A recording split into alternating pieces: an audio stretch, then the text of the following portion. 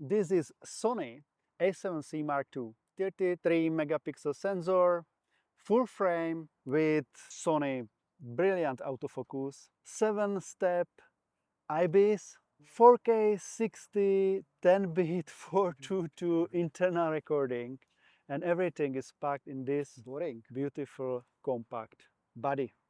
Boring. That don't mean. Another A7C II. We're trying to make here some serious video. That's why I'm here. So tell us, what actually annoying you on this camera? The first thing which I noticed when I buy it, it's anytime when I'm charging the camera and I turn on, it's accidentally stop charging.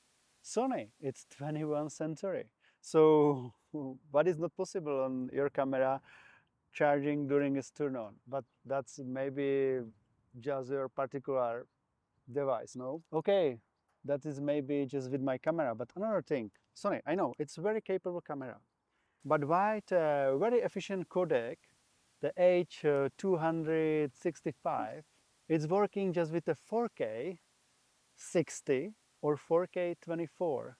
Why not the 4K 30 or 1080 25?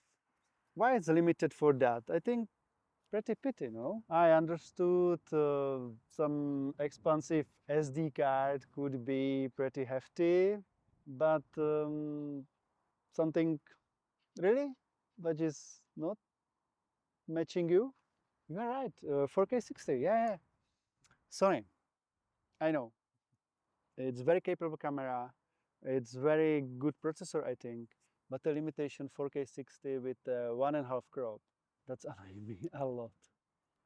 It's a pity, and I think that's the biggest reason why considering to sell the camera, because I think it's shame to have this limitation in this camera. Please, I hope in next iteration it will be fixed. 1.5 crop, that's maybe APS-C sensor, no? But that's the price for the compactness. It's maybe the same size like the APS-C, so maybe you are right. Maybe it's the price for the compactness. But talking about the compactness, actually where to start? Maybe with the body itself. If you will look on the camera, the silver part looks like it's a very compact camera.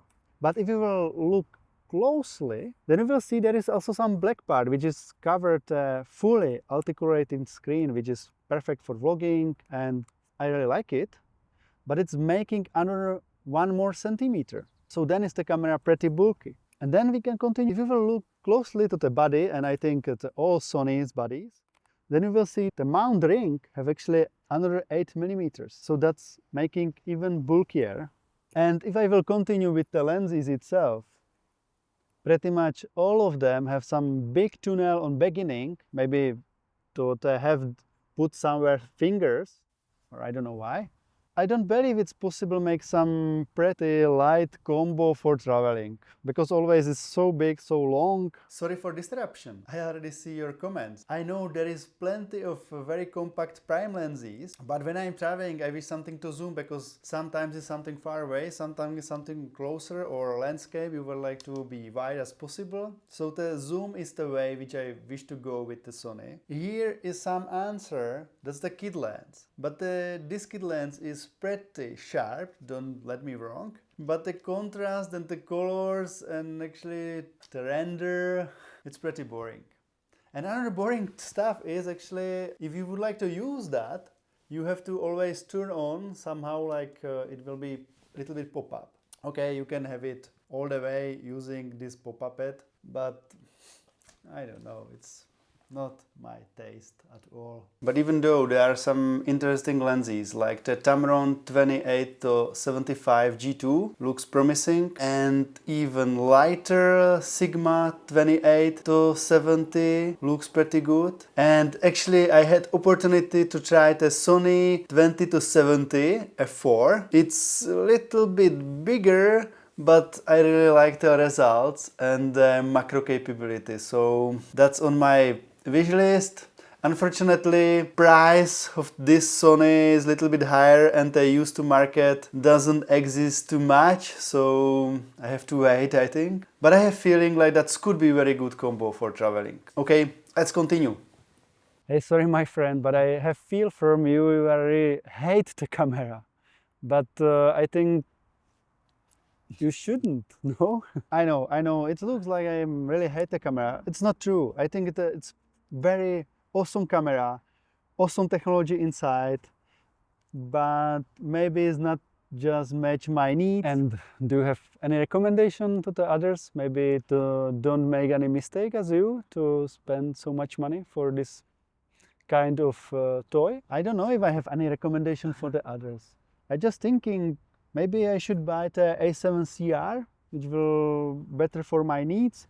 It will be the same bulky, but I know there is the 4K 60 with less crop, just 1 and 15, so that's I can handle that. It's totally fine. And also there is 61 megapixel sensor inside, so if I will make some pictures, I can even use some ISPC lenses, so I can travel with them and then put there just full frame lens for astrophoto. I don't know. Another thing which I considering is Canon R8, which have 4K 60 without a crop, but doesn't have any IBIS, and also the battery, it's pretty bad, I think. Sorry for interruption. I promise it will be last time, but if we were talking about the 4K footage and the camera is like A7C II and A7CR and Canon R8, we have to say the situation is a little bit complicated, and I will tell you why. If we were talking about the most beautiful 4K footage, the winner is A7C Mark II, because it's oversampling for 7K. Warning, the oversampling from 7K is just for the 4K 24 and 4K 30. If you will using the 4K 60, then is some skip line, anything, but it's actually, as I mentioned, there is some crop. And if you don't want it to crop, then you can take the A7CR, but the 4K 24 and 4K 30, it is sampled from 6K. And the 4K 60 is I don't know, some skip line again, I don't know. But if you don't want any crop and you wish some good quality in 4K 60, then the Canon R8 is maybe your option, because Canon R8 can 4K 24, 4K 30 and 4K 60 do with the same oversampling 6K. So you need to decide if you wish the most beautiful 4K, just but in 4K 30, or you would like to some consistent 4K from 24, 30 till 60. Up to you. Another option is to move to the APS-C world with the Sony A6700, which have 4K 60 without the crop, and also have some 15mm 1.4 lens, which is pretty compact and good quality.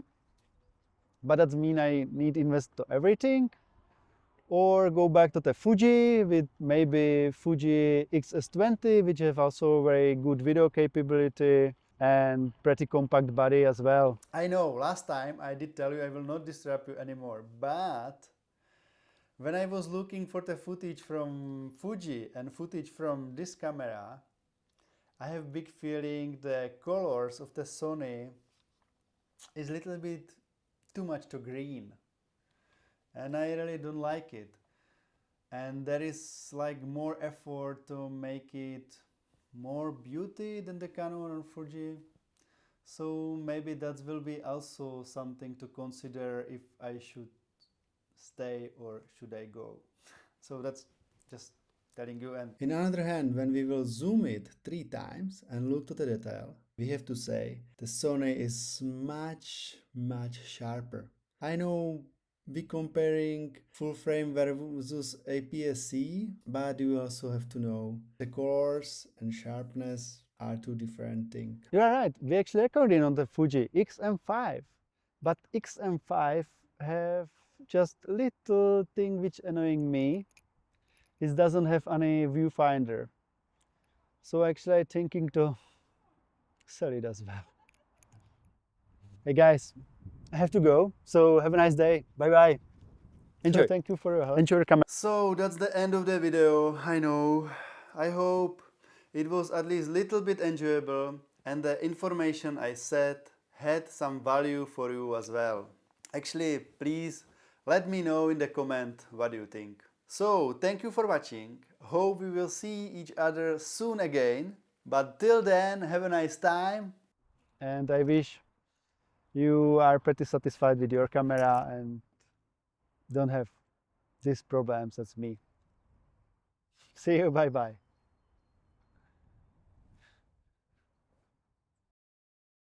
10-bit 422 internal recording and everything is packed in this beautiful compact body. Boring. I don't mean. Another A7C II video. I'm trying to make here some serious video. That's why I'm here. So tell us what actually annoying you on this camera. Okay, there is one thing which a little bit annoying me, but I can handle that. And it's when it's turned on, but that's maybe just your particular device, no? Even there is some things which is just on my camera. Anytime when I'm trying to charging during its turn on, it stopped charging. Okay, do you have there something more serious?